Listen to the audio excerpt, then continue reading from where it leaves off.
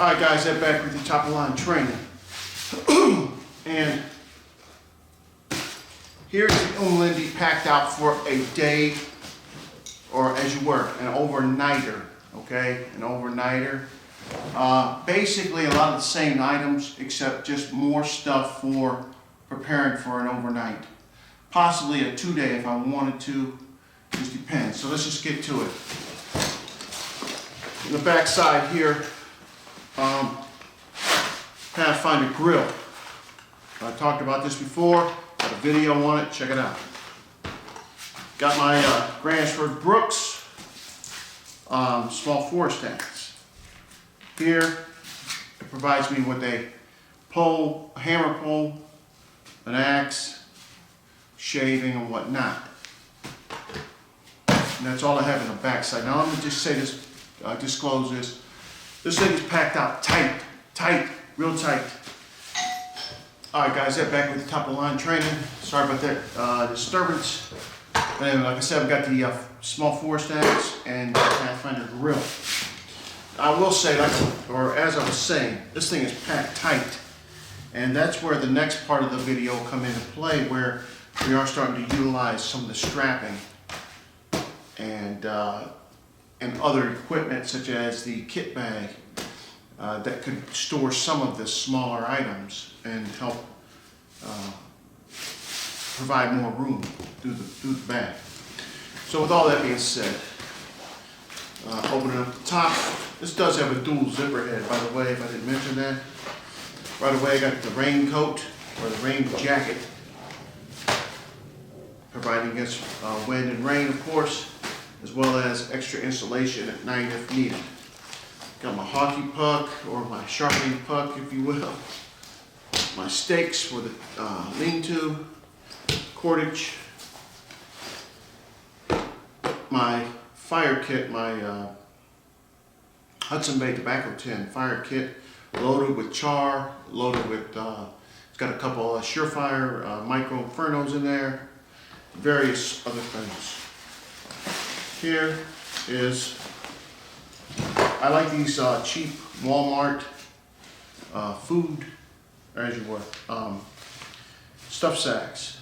I got these at Walmart. They had them mismarked. They have the kind with the drawstring or this fold down flat, and they had them mismarked. You could get 3 bags for like $5 or something. And I went ahead and got a few packs of those, or a few bags of those.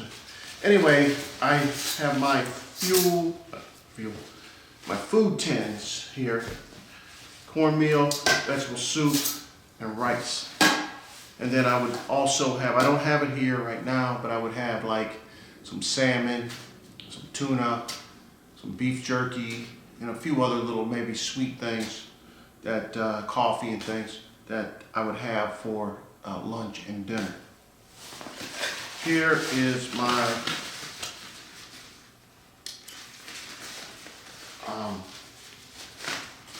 zebra pot. I love this pot.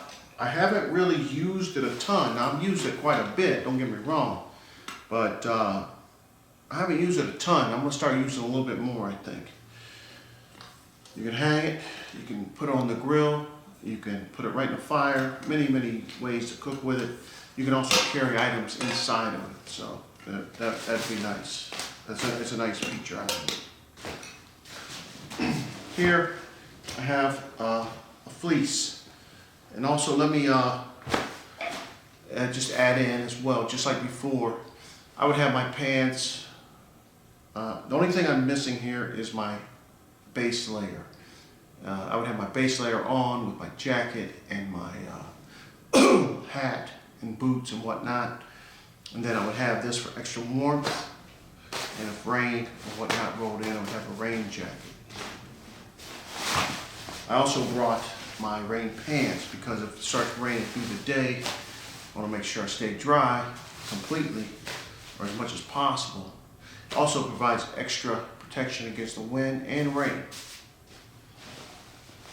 Michael Laplander saw, when you're packing this much stuff, Sometimes you might have to go with the smaller option. Still packs a powerful punch for assault. Ready to go. I'll get into that in a second. This is my tender pouch. Here is my Big Agnes inflatable air mattress. The Bushcraft USA or Bushcraft Outfitters, I believe it is, 10x10 tarp in multicam. And then here, my 20-degree bag. It's a Kelty down bag. You know, some people say, you know, you don't buy a real good down, and that may be true. I don't know. But this thing has really never failed me. Don't get me wrong, I've been chilled in it, but for the most part, all the way down to 0, I can stay in this and stay warm with extra clothing, and that's just usually going in with like a base layer. You can put on like this fleece shirt and whatnot, and you could stay plenty warm.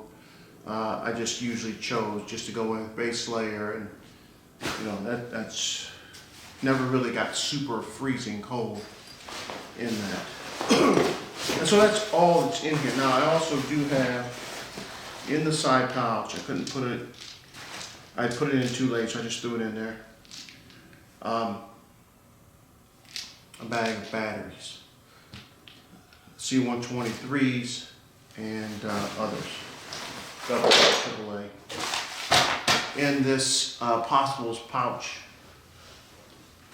it's got the same stuff. It's got Surefire. I would have this neck knife on. I would have this lighter in my pocket. I have a 6-inch ferro rod. I've got some lens cleaner. I've got some 123 batteries. I've got another lighter. Got Surefire and Micro Inferno.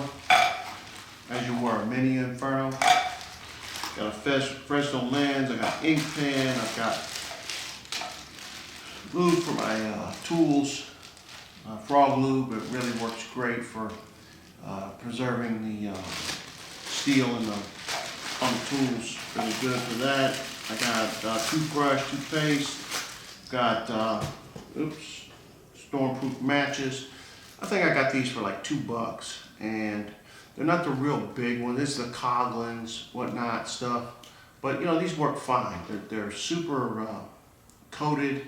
They burn long, and they're very put off good heat off of them. And you know, I got a little bit of cotton down in here as well, and you know, it works. Also have a good hang of 36 bank line in here. So you know, this is just a base. It's, you know, some of these items in here would possibly change or be switched around somewhat. But what I'm going to do, again, I do caveat with not necessarily this blade or this setup, possibly. If I wasn't taking the axe, I'd definitely probably take a big chopper, because you can take a chopper, small blade, and a saw, and you can do a lot of stuff with that. With the centerline mother Canteen pouch and Canteen, and see, I could possibly even just leave this at home and just cook with this, you know. And then, like I said, the kit bag. The kit bag would definitely hold a weapon, and then it would hold other smaller items, such as, you know, as you see here, like my lighter, like this Hudson Bay tobacco tin, the tender pouch, you know, all this smaller stuff, you know, I could stow here, and it would help balance out the pack as well. And you know, just options. Now, but what we have here is everything loaded inside this pouch except this battery package out here. Everything else was inside. So you can see, get rid of this, but you can see that this holds a lot of gear. for the size of it. That's my point to this is the size of this pack. It is a 1348 cubic inch. Dimensional volume now. But still, it's 1348.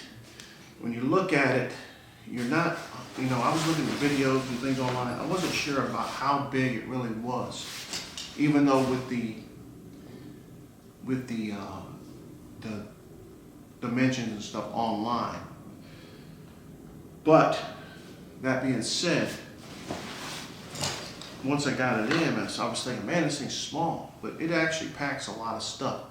And again, the primary purpose I got this pack for was to use as a day bag. You go to the woods for a day, hunting, hiking, just bushcrafting, or whatever it is you may be doing.